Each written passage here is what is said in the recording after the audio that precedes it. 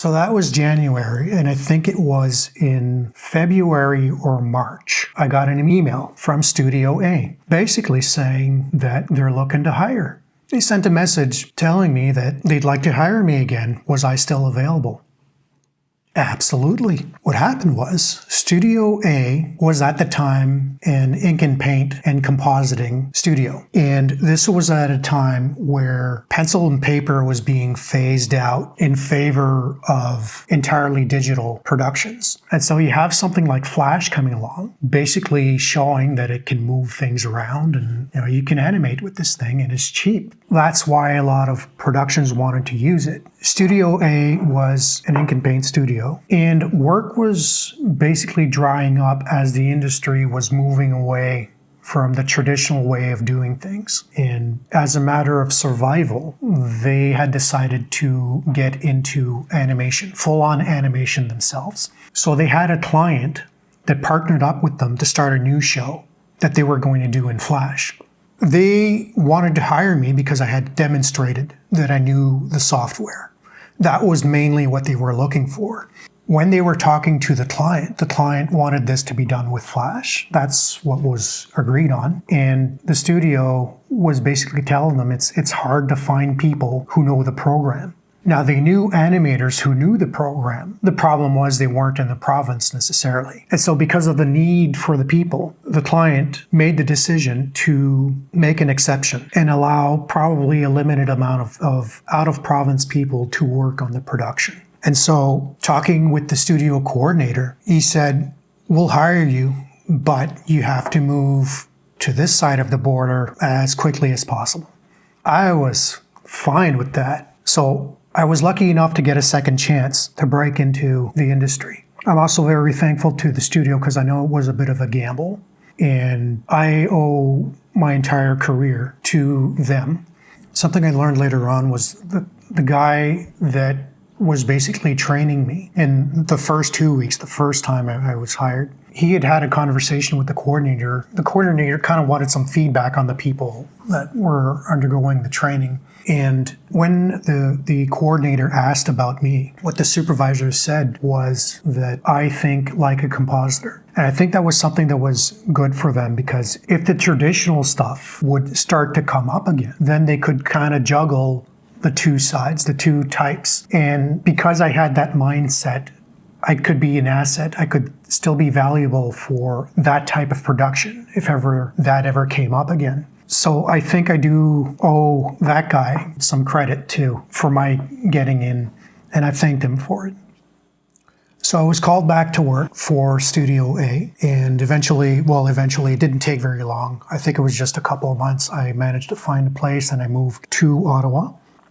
Starting out, I had probably the same insecurities a lot of people new to the industry have. Is this good enough? One thing I did to help me improve, there was one animator in particular whose work I admired. And what I would do whenever I had a few minutes, I would find the scenes that he had worked on and I would open them up and basically dissect it. I basically went through frame by frame to see how he did things in the software, not just in the video, and I actually learned a lot. I don't know that he knew that I did that. I consider him kind of my secret mentor when I first started out. I learned a lot analyzing his scenes.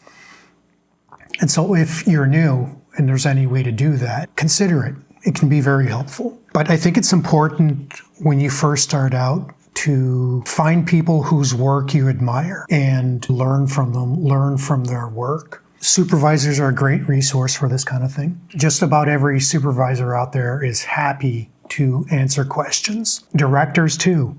I know directors who wish that more animators would come to them for advice and guidance on how to improve their work, but also what is the director looking for. There are very few, I think, supervisors and directors who aren't willing to do that, who aren't willing to help people become better. That being said, you can also look at your peers, right? You have all different levels of animators out there. And the best animators I know, they're happy to share tips and tricks that help them reach the skill level that they have. And so it's very important once you break in to really soak things up like a sponge, learn as much as you can from the people around you. So seek mentors. So after animating for a little bit, I got called on to revise animation, and still being insecure at the time, I don't think I realized what that meant. I remember going out for beer at some point with, some colleagues just to relax on a Friday after work kind of a thing. And I was sitting next to my secret mentor. We were chatting away, and I had talked about how, I don't know if I'm doing good. So he asked me, what makes you think you're not doing well? And I said, well, they have me revising other people's scenes. I think it's kind of behind their back. I don't know if someone is revising my scenes. How do I know? And so he asked me, well, have you seen anyone work on any of your scenes? And I thought, well, no, not really.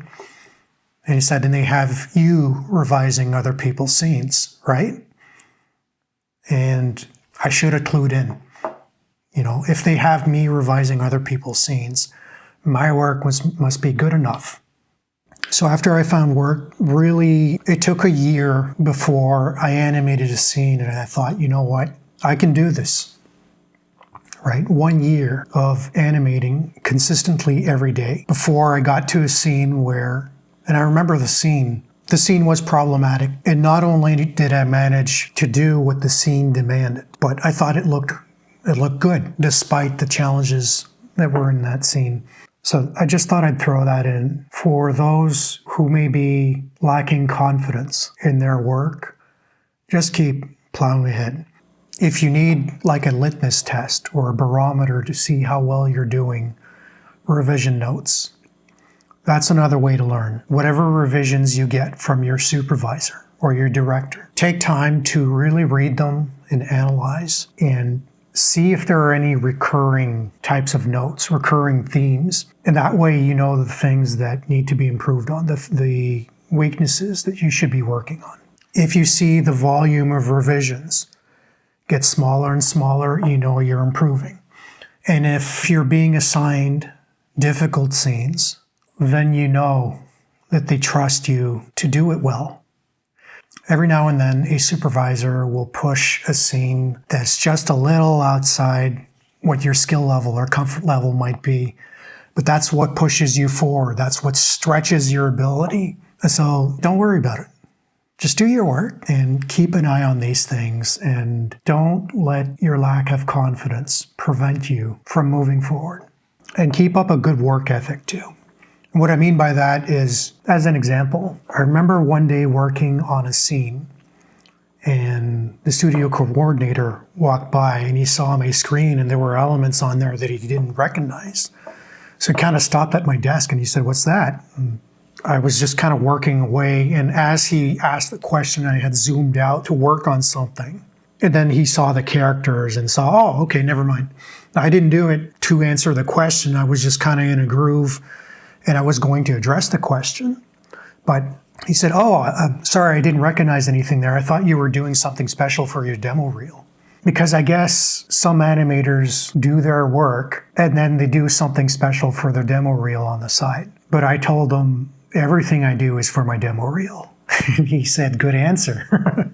So I mentioned work ethic because when you do your best with every scene that you have, well, first of all, it becomes easier to gather together the material for your demo reel.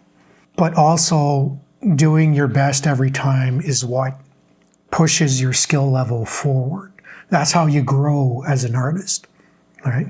Now, will every day be optimal? Will your work always be the absolute best that you can do? No. No, we have our ups and downs.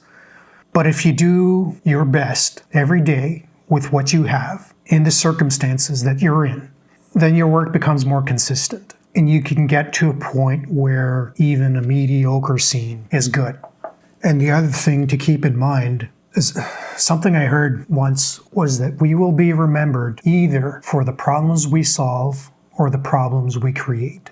If you're doing the best you can, chances are you're not creating many problems.